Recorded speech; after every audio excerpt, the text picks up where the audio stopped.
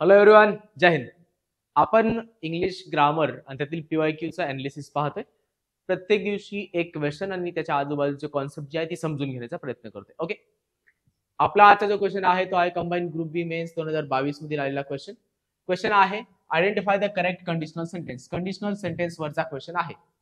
Conditional sentence मध्ये आपल्याला माहिती की कंडिशन्स किती टाइपच्या आहेत? टाइप 1, टाइप 2, टाइप 3 अशा 3 कंडिशन्स आणि त्याच्याबरोबर 0 कंडिशन.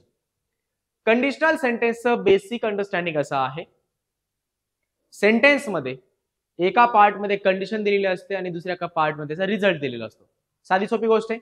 ज्या कंडिशन टाइप 1, टाइप 2, टाइप 3 ज्या आहेत यांनाच आपण काय म्हणतो?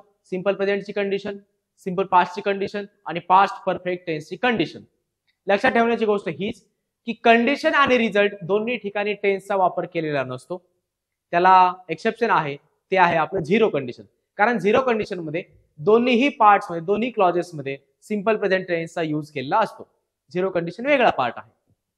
आता लक्षात घ्या, कंडिशनल सेंटेन्सेस मध्ये दोन्ही क्लॉजेस मध्ये आपल्याला माहिती की टेन्सचा वापर होत नाही. दोन्ही क्लॉजेस मध्ये मॉडल ऑक्झिलरीचा वापर होत नसतो. एका क्लॉज मध्ये टेन्सचा यूज होतो, एका क्लॉज मध्ये मॉडल ऑक्झिलरीचा यूज होतो. आता सेंटेन्सेस समजून घेऊयात. त्यांनी करेक्ट कंडिशनल सेंटेन्स विचारले. आता आपल्याला करेक्ट कोणतं आहे ते बघायचं.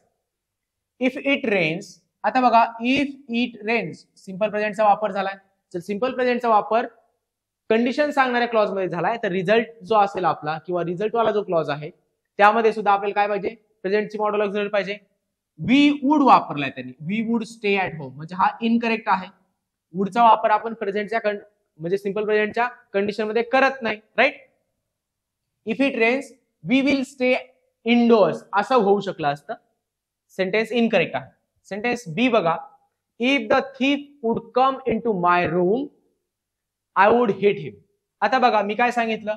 दोन्ही क्लॉजेस मध्ये आपल्याला मॉडल ऑक्झिलरीचा यूज करता येत नाही. एका क्लॉज मध्ये टेन्सचा यूज होईल, एका क्लॉज मध्ये मॉडल ऑक्झिलरीचा यूज होईल. यांनी या नंबर बी सेंटेन्स मध्ये काय केलंय? दोन्ही ठिकाणी वुडचा वापर केलाय, म्हणजे दोन्ही क्लॉजेस मध्ये मॉडल ऑक्झिलरीचा वापर केलाय. सेंटेन्स काय होईल? चुकीचं होईल. थर्ड सेंटेन्स बघा, if you had come 5 minutes earlier. Tense कोणता आहे बघा? हॅड आणि नंतर V3 चा वापर केलाय, म्हणजे past perfect tense. Past perfect टेन्सच्या मॉडल ऑक्झिलरी मध्ये आपण मॉडल परफेक्शन वापरतो. मॉडल परफेक्शन काय असतं? जसं वुड असेल, कुड असेल, जसं की वुड असेल, या वुड नंतर हॅवचा वापर होतो आणि हॅवच्या वापरानंतर पुढे V3 चा वापर होतो. याला म्हणतो आपण मॉडल परफेक्शन, बरोबर? मग जेव्हा पास्ट परफेक्ट टेन्सची कंडिशन आहे त्यावेळी रिझल्टच्या क्लॉज मध्ये आपल्याला मॉडल परफेक्शन वापरायचे. If you had come 5 minutes earlier you would have got, V3 चा वापर आहे, गॉट अ सीट. म्हणजे काय? मॉडल ऑक्झिलरी या टेन्स पार्ट मध्ये टेन्सचा वापर झालाय, नेक्स्ट पार्ट मध्ये मॉडल ऑक्झिलरीचा वापर झालाय. पास्ट परफेक्ट टेन्सची कंडिशन आहे, मॉडल परफेक्शनचा वापर झालाय, म्हणजे सेंटेन्स करेक्ट आहे. सेंटेन्स सी बरोबर आहे, ए आणि बी चुकीचे आहेत. आपल्याला विचारलंय correct conditional sentence. Correct conditional sentence कोणते? Only C. Only C option आहे नंबर 3 ला. कधी कधी असं होऊ शकते की ओनली सी हा नंबर 2 ला देऊ शकतात, नंबर 4 ला देऊ शकतात किंवा नंबर 1 ला सुद्धा देऊ शकतात. आपल्याला काळजी ती घ्यायची. सेंटेन्स जरी नंबर सी चा असलं, 3 नंबरचं जरी असलं तरी ऑप्शन्स मध्ये कोणत्या ठिकाणी ते बघायचं.